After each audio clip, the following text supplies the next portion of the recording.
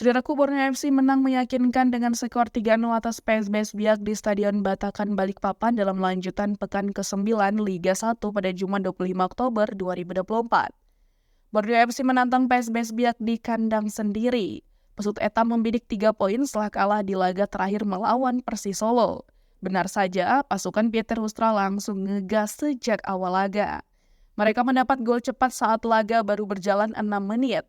Mariano Peralta tanpa pengawalan langsung melepas half volley setelah menerima umpan dari Kehirose dari sisi kanan.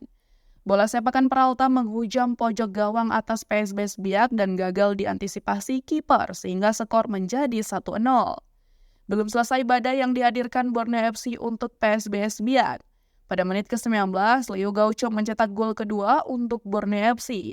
Skor 2-0 untuk keunggulan Borneo FC bertahan hingga babak pertama usai. Di babak kedua, PSBS Biak mencoba memburu gol untuk memperkecil ketertinggalan. Namun serangan yang dibangun Febrianto Uop Mabin dan Beto Gonçalves masih terlalu mentah dan bisa digagalkan Nadeo Argawinata. Jim Kalis Royer dimasukkan untuk menggantikan Abel Arganaras pada menit ke-58. Gol ketiga Borneo FC akhirnya terlahir pada menit ke-87.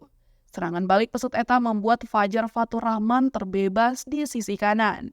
Ia pun memberi asis berharga kepada Leo Gaucho yang sudah berada di kotak penalti. Penyerang asal Brazil mencepaskan bola ke gawang tanpa hambatan sehingga skor menjadi 3-0. Tidak ada gol lagi yang terjadi di sisa waktu. Borneo FC mengunci kemenangan 3-0 atas PSBS Biak. Dengan torehan 2 gol di laga ini, Leo Gaucho juga mempuncaki top skor kembali dengan 6 gol.